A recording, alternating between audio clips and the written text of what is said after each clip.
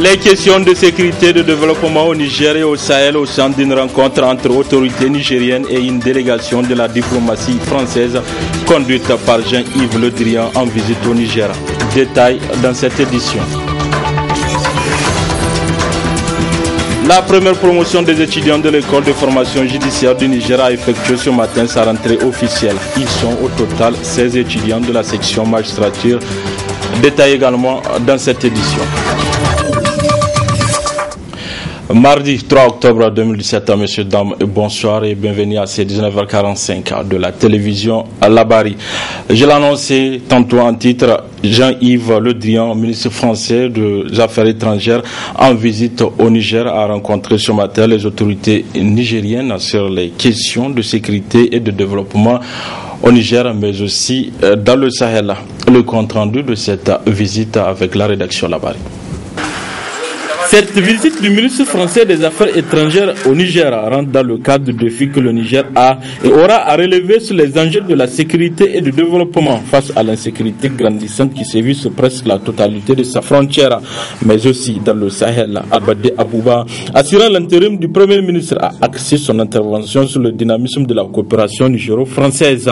Il n'est pas trop de rappeler que le Niger fait partie des 14 pays de concentration de l'aide publique française.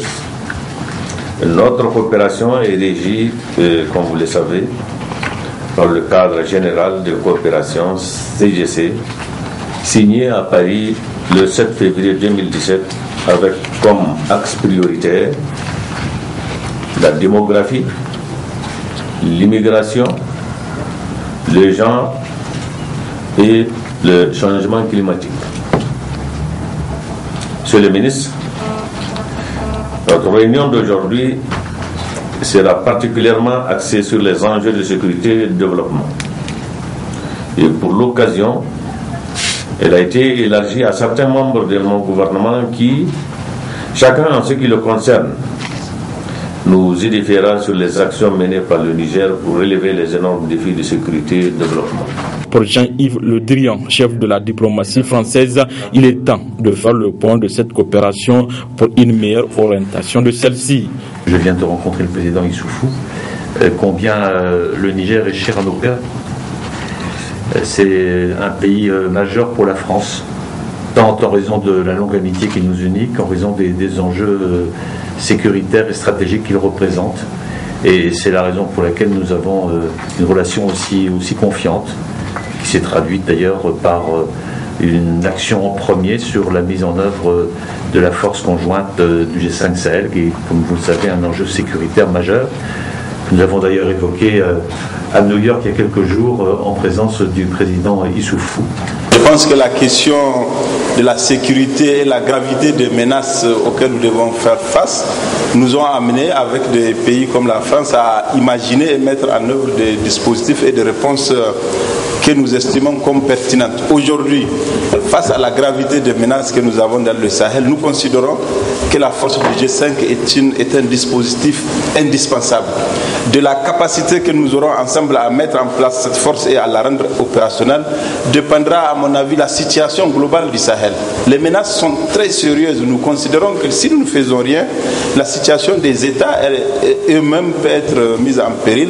C'est déjà le cas presque au Nord Mali, ça peut arriver dans d'autres pays. Sur cette question-là, nous restons concentrés et nous continuerons à travailler. Face à la gravité des menaces dans le Sahel, il sera plaidé pour la force du G5 Sahel des ressources suffisantes et un mandat fort le 30 octobre prochain au Conseil de sécurité, affirme Ibrahim Yacoubou, ministre des Affaires étrangères du Niger, lors de la conférence de presse qui a sanctionné la fin de cette visite. Une nouvelle école de formation judiciaire a ouvert ses portes au Niger. Une décision des autorités nigériennes pour former les cadres et agents de justice de qualité pour répondre aux besoins qui se fait sentir. La première promotion des étudiants de cette école a effectué sa rentrée officielle ce mardi. Le compte rendu avec Abdrazak Hamidou et Aboubakar Esle. Ils sont 16 étudiants de la section magistrature qui composent cette première promotion des étudiants de l'école de formation judiciaire du Niger qui vient ainsi de lancer officiellement ses activités. En dépit des difficultés inhérentes à l'installation de toute administration nouvelle, en tout cas en ce qui concerne l'UFJN, les moyens ont été mis à notre disposition pour nous permettre de faire aujourd'hui, de célébrer aujourd'hui la cérémonie solennelle de la rentrée de la première promotion des auditeurs de l'UFJN.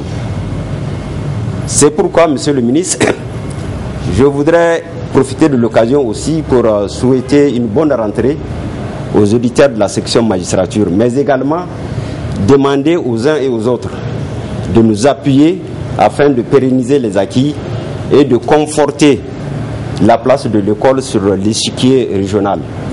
Je puis vous informer que d'ores et déjà, un pays a mis à solliciter l'inscription de 3 de ses ressortissants au sein de l'école. En présidant le lancement officiel de la rentrée à cette école de formation judiciaire, le ministre de la Justice a fait cas de la nécessité de la création de cette école pour former des magistrats au Niger, un pays qui en a tant besoin. Nous sommes venus vous encourager. Et notre délégation est forte, comme vous pouvez le voir, de présidents d'institutions, de hauts magistrats, y compris vos formateurs, du directeur général de l'École nationale de l'administration, qui, je voulais profiter de l'occasion pour le remercier, lui et l'ensemble de son personnel, qui jusqu'à ce jour ont assuré à la justice nigérienne la formation de ces magistrats. Votre école a permis à notre pays de renforcer les effectifs en magistrats de notre justice, en greffier. Je voudrais profiter de cette occasion, qui n'est peut-être pas la bonne, mais pour vous remercier et vous féliciter pour le travail accompli. Monsieur le Premier Président du Conseil d'État, le gouvernement attache à la formation initiale et continue du personnel judiciaire évidemment une place de choix. Parce qu'aujourd'hui, si nous devons examiner les problèmes auxquels la justice nigérienne est confrontée, évidemment, en premier lieu, c'est un problème d'effectifs, c'est un problème de ressources humaines, en quantité et en qualité. Et dans le contexte de l'élargissement de la carte judiciaire de notre pays, parce qu'il s'élargit, elle s'élargit, nous avons déjà créé 27 tribunaux qui seront opérationnels d'un moment à l'autre. L'école de formation judiciaire est un établissement public à caractère administratif qui dispose de 8 filières de formation, des cadres et agents de la justice. Les ambitions des autorités, faire de cette école une référence sous-régionale. Ouverture ce matin au siège du programme d'action communautaire de la 6e mission conjointe de supervision du programme. Au cours des 15 jours qui va durer cette mission, les participants auront à faire le tour d'horizon des actions menées et des résultats enregistrés depuis presque 4 ans. Le compte rendu avec Nafissa Yahaya et Chebou Guisso. Cette cérémonie marque le lancement de la 6e mission conjointe du programme d'action communautaire PAC 3 en partenariat avec la Banque mondiale. Cette mission constitue une étape importante de suivi de mise en œuvre du projet. Le PAC 3 a atteint à la date d'aujourd'hui pratiquement tous les résultats qui lui sont assignés en temps imparti. C'est pourquoi le gouvernement du Niger a négocié et obtenu de la Banque mondiale des fonds additionnels d'une valeur de 12,5 milliards pour les 2 prochaines années pour accompagner et surtout pérenniser les acquis et préparer un nouveau programme encore plus ambitieux et plus long terme. En effet, la mise à échelle des activités reçues est jugée hautement satisfaisante, répond à l'aspiration du ministère, celle d'insuffler un développement durable, équitable et inclusif, garantir la sécurité alimentaire et nutritionnelle des populations par le biais d'une meilleure gestion des ressources naturelles et d'un système de production agro-silvopastoral halieutique performant et résilient au changement climatique. La mission d'appui de la mise en œuvre du PAC 3, objet de notre rencontre ce matin, a pour objectif de faire le point sur l'état de mise en œuvre globale du projet ainsi que de la mise en œuvre des recommandations issues de la dernière mission d'appui, d'évaluer le niveau d'exécution du PTBA 2017 travailler et consolider les résultats déjà obtenus en vue d'assurer leur durabilité, évaluer la mise en œuvre du projet par rapport à son dispositif de gestion, d'analyser la mise à disposition des fonds de la contrepartie, évaluer le niveau de respect des normes fiduciaires ainsi que des politiques opérationnelles et des normes environnementales et sociales vis-à-vis de l'accord de financement et du document d'évaluation du projet. Occasion pour le coordonnateur national du PAC 3 de faire le point sur les différentes réalisations faites dans les communes et aux communautés dans le cadre de la mise en œuvre de l'initiative 3N, les Nigériens nourrissent les Nigériens. Le PAC 3 a permis aux communes et aux communautés, entre autres, de se doter d'infrastructures socio-économiques de base, de mettre en place des fonds de roulement en espèces et en nature, de récupérer des milliers d'hectares de terres dégradées qui ont été remises à la disposition des populations, qui les mettent actuellement en valeur, de toucher plus de 5 500 000 bénéficiaires directs, dont plus de 53% des femmes, pour un objectif initial de 3 millions de bénéficiaires directs dans les 125 communes de la zone d'intervention du programme. Le projet est aujourd'hui à 97% du taux global de consommation budgétaire. Dans le cadre du fonds additionnel, le projet mettra particulièrement l'accent sur l'amélioration de la productivité agricole, y compris la petite irrigation, le développement des activités qui procurent davantage de revenus, en particulier pour les femmes et les jeunes, la réalisation de micro-projets intégrés qui permettront de produire en toute saison et d'améliorer la résilience des populations cibles face au changement climatique. Le représentant de la Banque mondiale a enfin souhaité plein succès à cette mission avant de réaffirmer le soutien de son institution à accompagner le PAC 3 dans cette noble mission. Suite à la désignation du président et du vice-président de la nouvelle CENI le week-end dernier, en l'absence des partis politiques membres de l'opposition, une désignation que ces derniers disent n'est pas d'accord, notamment avec l'écartement du candidat à la vice-présidence en la personne de Hassan Amadou Boubacar. Face à cette réaction, le secrétaire général adjoint du bureau exécutif du PNDS Tareya apporte des précisions sur cette désignation. Un extrait du point de presse animé par le SGA Kala Hankoura. De quoi il s'agit? Et vous savez que depuis quelques semaines, nous avons entrepris, conformément au texte en vigueur, la mise en place de la Commission nationale électorale nationale indépendante, qui va disposer de 2 ans afin de faire un fichier et de convoquer des élections locales d'abord, puis les élections générales après.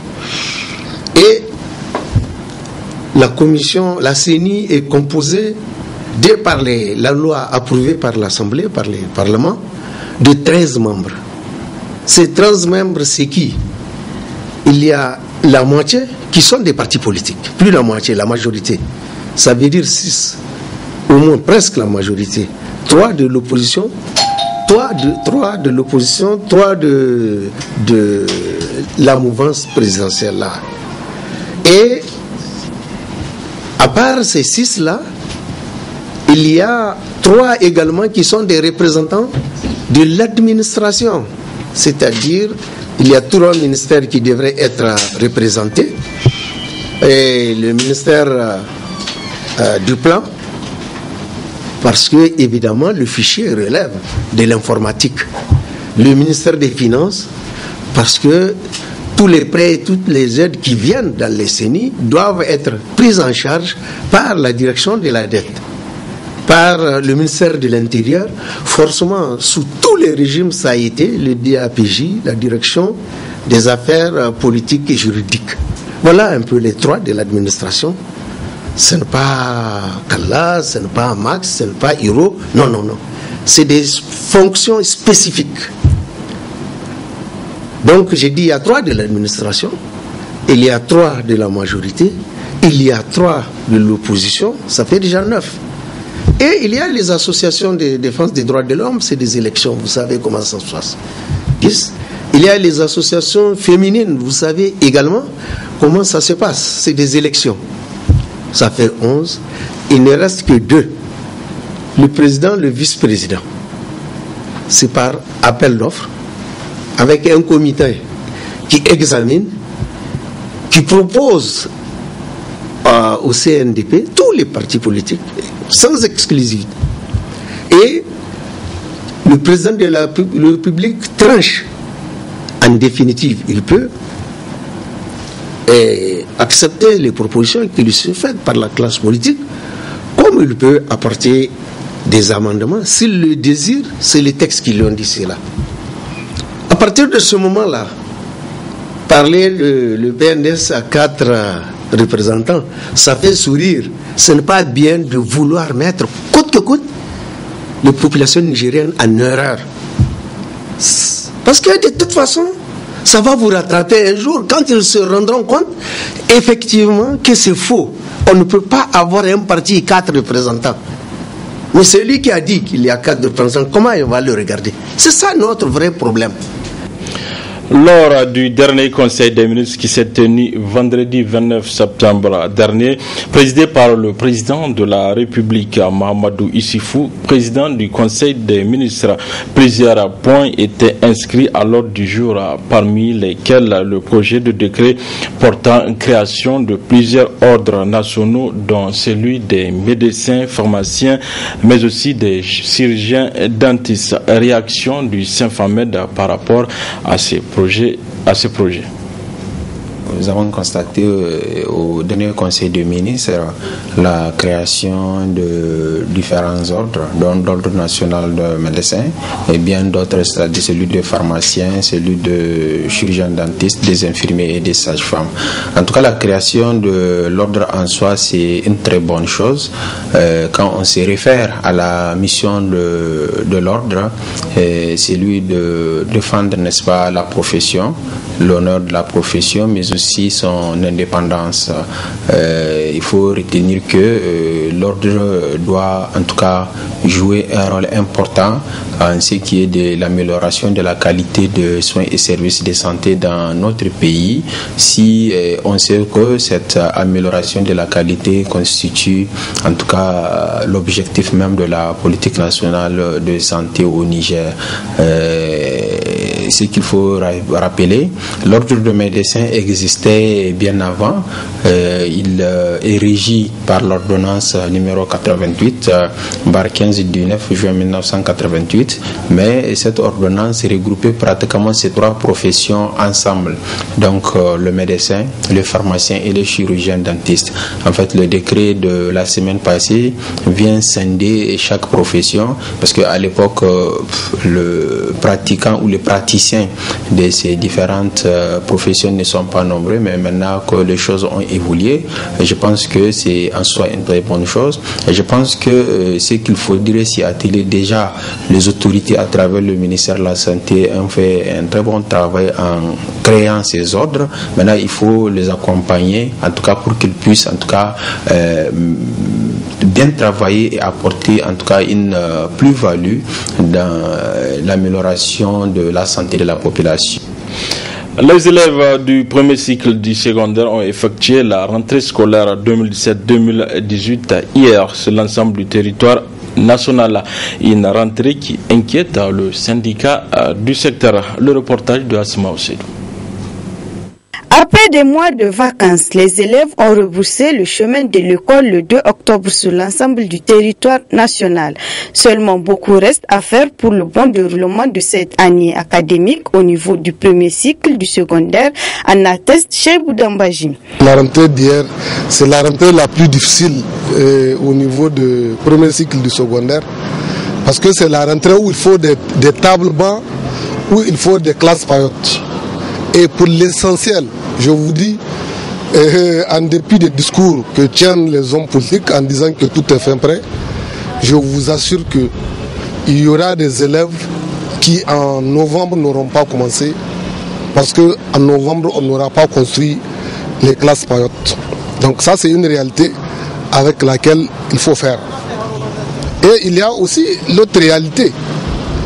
Beaucoup pouvaient penser qu'on a payé les salaires du mois d'août, qu'on a fini de payer les salaires du mois d'août pour les enseignants qui étaient censés rentrer le 2 octobre.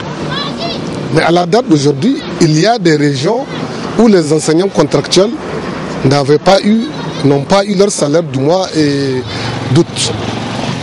Et maintenant, la belle, c'est que même nous autres fonctionnaires, nous nous sommes attendus quand même à ce que nous ayons le salaire du mois de septembre pour créer vraiment les conditions optimales. Mais ce salaire-là, nous ne l'avons pas eu. Donc c'est pour dire que vraiment, il y a eu rentrée, certes, comme événement organisé par le politique. Et nous, ce qu'on dit, c'est l'occasion de le répéter, la rentrée, ce n'est pas tant elle qui est importante. Ce qui est important, c'est la stabilité tout au long de l'année. Or, ce que nous relevons, l'administration ne crée pas les conditions de cette stabilité. Et, par exemple, discuter avec les syndicats, l'ensemble des syndicats, pour voir les concessions que chacune des parties peut faire pour créer les conditions de stabilité, l'administration ne l'a pas fait. Pour la réussite de l'année scolaire 2017-2018, le gouvernement a le devoir de respecter leurs engagements vis-à-vis des enseignants, mais aussi des scolaires. La rentrée académique 2017-2018 a également été effective hier lundi 2 octobre au niveau de certaines écoles professionnelles. Élèves et enseignants ont répondu présents. Le constat avec Mariama Barmou et Soumela Abdoulaye.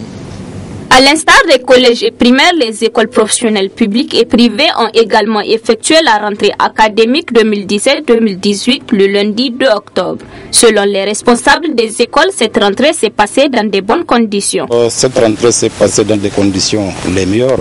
Il y a une semaine, nous avons pris les fournitures au niveau donc, du ministère. Les élèves se sont présentés ce matin, surtout les deuxièmes années. Nous leur avons donné le nécessaire.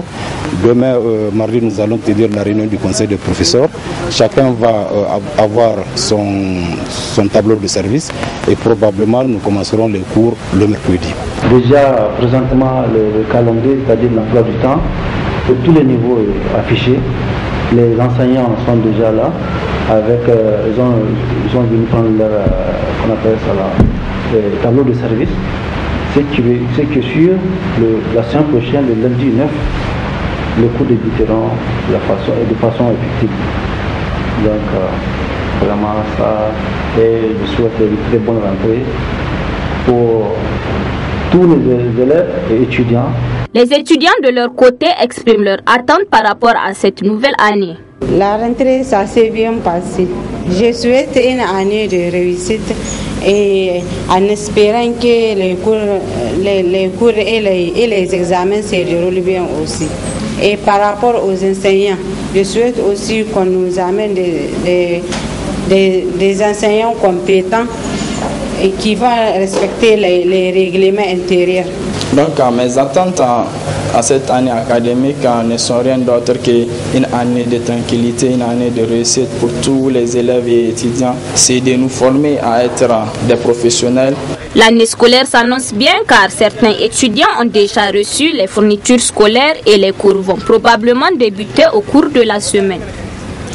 Voilà, messieurs, dames, c'est tout pour ces 19h45 de la télévision Labari. Merci à vous de l'avoir suivi. Au revoir.